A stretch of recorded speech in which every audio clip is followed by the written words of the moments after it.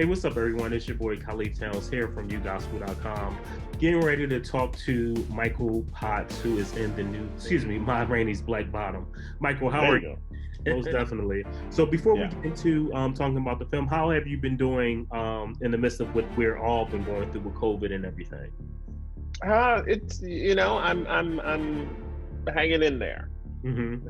You're dealing with it one day at a time. You're trying to do things that keep your spirit light, as it were, so that you can soldier through it. Soldier through it.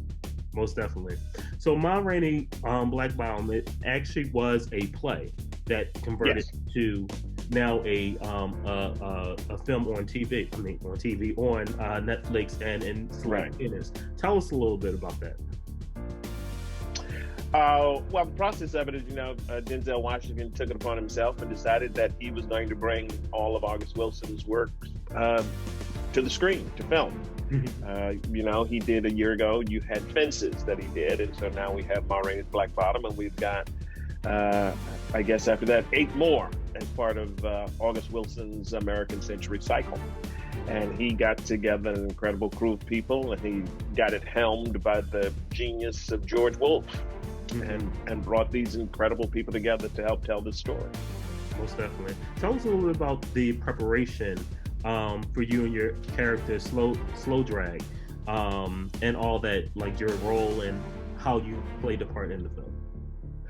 Well, it's like it's what I do when I'm approaching any role as an actor. The play is the thing, is what we always say. As I was taught, it's a quote of Shakespeare, but the play is the thing. And when you have a playwright like August Wilson, you don't necessarily need to go out of yourself a whole lot, because he pretty much puts it right there on the page. I know who Slow Drag is because August Wilson tells you who he is. So in terms of things of going outside myself for the character, yes, you have to figure out the time period that we're in. We're in 1927 Chicago. We're at the beginning of the Black migration from the Jim Crow South to the North, looking for better opportunities and escape the cruelty of racism in the South. It is the beginning of the jazz age, and we're blues musicians. We had to learn how to play these instruments. We were given coaches because none of us were familiar with the instruments that we play. So we had to learn how to play those.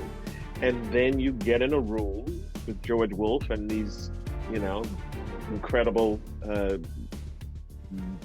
titans of acting, and you work it out, and you wrestle with the genius of August Wilson and try to figure out what your place in it is. And that was me trying to figure out how Slow Drag relates to Toledo, how he relates to Coupler, how he relates to Ma and everyone else in the piece, and what part of the story Slow Drag is telling.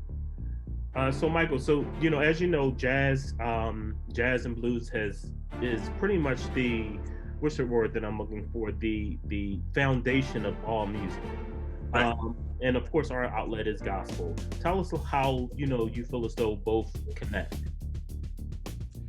Well, I feel that they both came out of the tradition of the blues. I feel that gospel came out of the tradition of the blues. I mean, we all know about Reverend Dr. Dorsey. And when he first started making gospel music, and he got a lot of criticism for it because people thought he was bringing the blues into the church. They didn't want that blues coming into the church. So he had picked up on the blues tradition and brought some of those blue notes, as they were called. He brought some of those blue notes and launched early gospel music as well.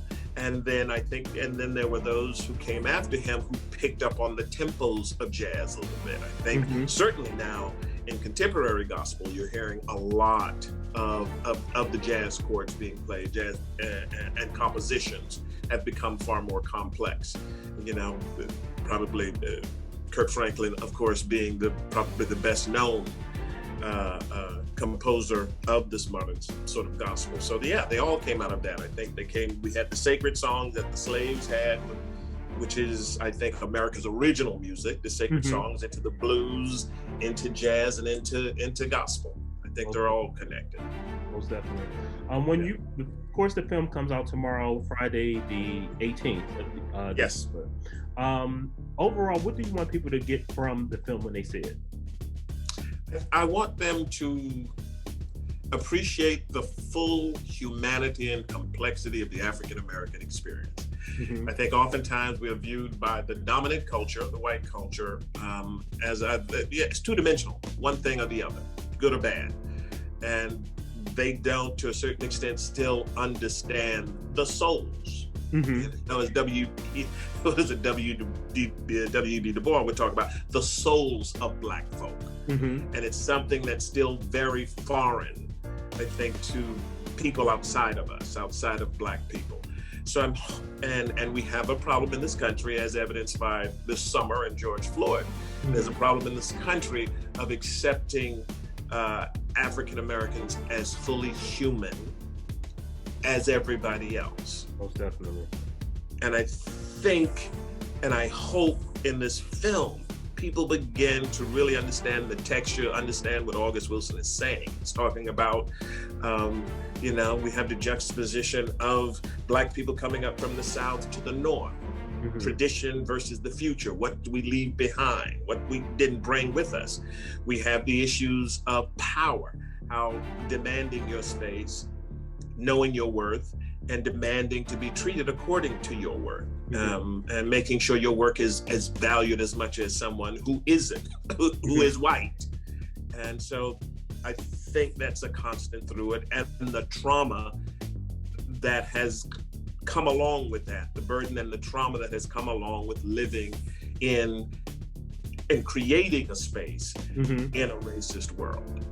So I'm hoping that people begin to understand our full humanity and complexity and appreciate that, begin to understand that. Yeah, one thing when I previewed the film and just watching how Ma was, mm-hmm. especially when you think about the time that this film was, the storyline was based on, for her to have that much determination and demand when, back then, she could have easily been put in jail. Yeah. So the film has, to me, speaks a lot about determination. Tell us a little bit about, and it was a few characters. Of course, the film stars Viola Davis and Chadwick. Tell us a little bit about the determination, not only in playing it, but the storylines behind, some of the key actors in the film. Well, Chad's character of Levy pretty much represents, and I know George Wolfe, our genius director, mm-hmm. used to say that to him, that he represents America in a way. There is this young man who wants to be on top, who wants to be a star, who wants to have power, who's looking to the future, but really hasn't dealt with the trauma of his past. Mm-hmm. And it comes into conflict with Ma, who's also trying to maintain her power. Mm-hmm. And they're both in their way trying to negotiate the power structure with the white establishment.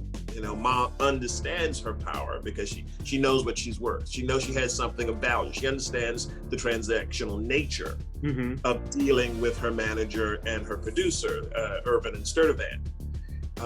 Something that Chad's character, Levy, doesn't understand yet, mm-hmm. and which I think some of the older members of the band do understand how that works, and they allow Ma to take the lead in determining that, because Ma's agency gives them some agency as Black men as well.